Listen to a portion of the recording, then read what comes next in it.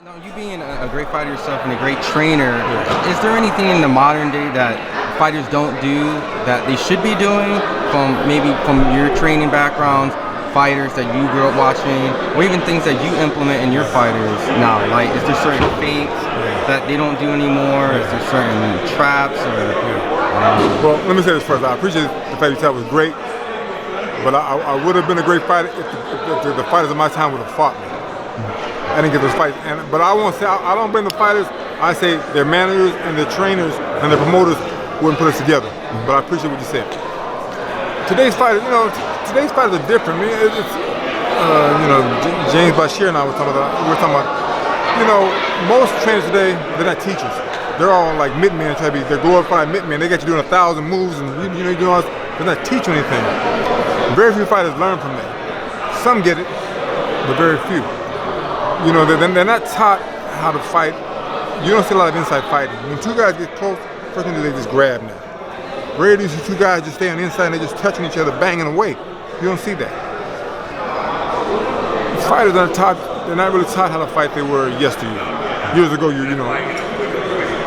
now fighters these days, listen, I'm not knocking them. When you got a guy like Al Heyman paying you the way he pays you, and you only fight twice a year, that's a beautiful thing. But why can't you go say, listen, Mr. Heyman, do me a favor. Let me fight 4 times, you'll make the same amount of money.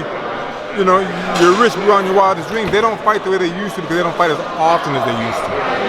I might fight you, but when Spence fight in March, now he's gonna fight in September, that's a 6 months gap.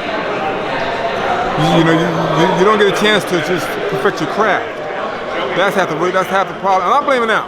So I'm not blaming. I'm saying Al pays them well. Correct. This is not a blame game. I'm just saying they don't fight often enough like they used to. You don't see the best guys don't fight the best guys. Every now and then you see one.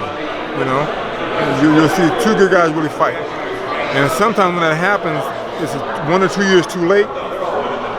But you don't see the best fight the best that they used to fight. And they should, because the money that's out there now is crazy money. I'd fight my mama for that kind of, listen, let's get down, You hate me after the fight, but you love me because you're paid. These guys, it's just that they don't fight as often.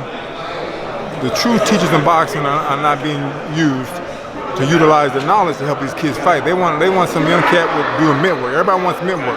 Hit the bag, man. My trainer was Georgie Benton. Georgie Benton said hit the bag. That's what you're gonna learn. Plus it helps you build up your arms, the muscles in your arms. All these guys want to do is look flashy. They don't want to hit the bag. Okay, it may be boring, but guess what? That's what you're going to learn. Because now I can look at you while you're doing it and tell you what you're doing wrong. Sometimes with the mitts, I don't see everything. I'm going to say your feet are planted. I'm going to see certain things you're doing. So I can't see everything that you're doing. So how can I really teach you or show you correctly? And nowadays, if you look at a lot of these trainers, they use all kind of different apparatuses and different things to help them train you. They got sticks and mitts and they're slapping you. And man, how come I can't just take my hands and have you slip and have you roll, man, show you how to fight? Whatever happened to those days? Everybody says all this special crap they're using. It's all bull crap.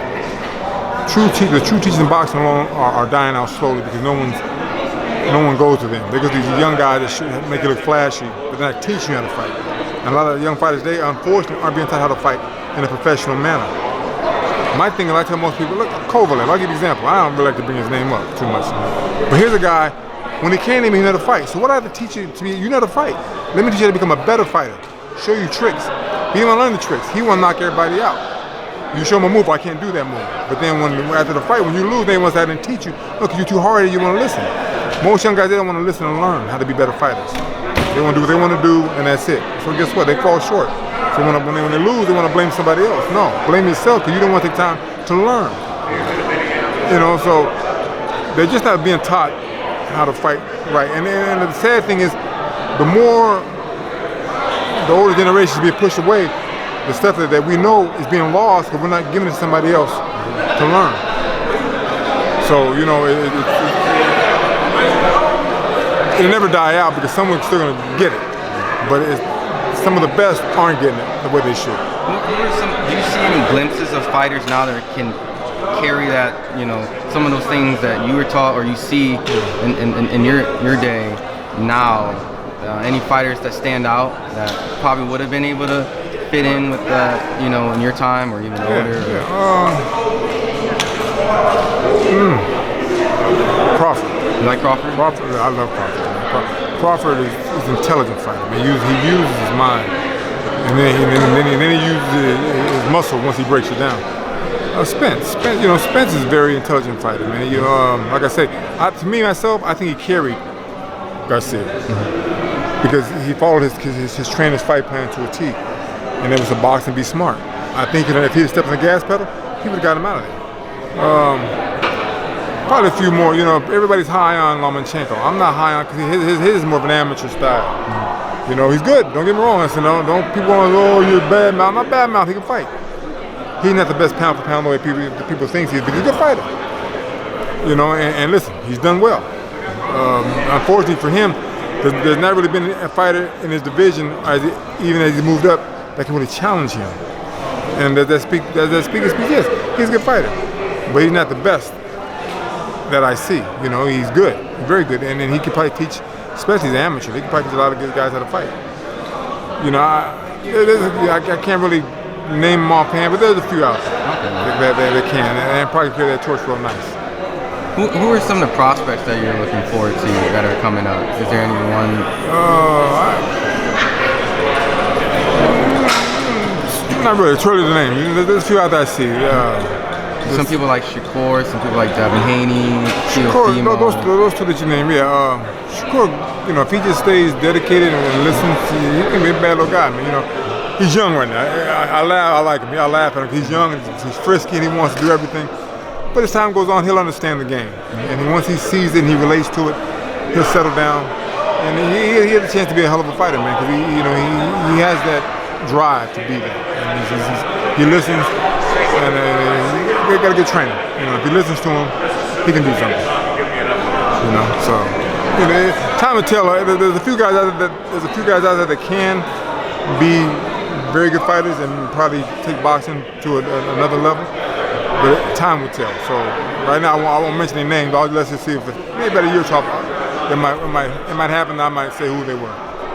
And from that point, outside of training, fighters like Claressa Shields, do you have any other fighters that the world should be aware of and should be expecting? Is there any new people that you picked up? I got a few. I tell you, we'll get together on the next interview by then, whenever it's maybe a few months. Then I'll tell you. We'll see. I got a few though. Like I said, once I get back, I leave here, go back to Florida. I'm going to go to LA for a few days to talk some business. By the time I get back from that, things will be etched in stone a little bit.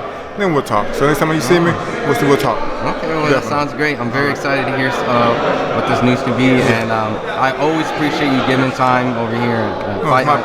It's my pleasure. I thank you for giving me that time. Because like I said, a lot of times these young cats, they want to talk to these young guys that don't know anything about boxing, but they're flashy. I understand it. But there's no substance with that flash.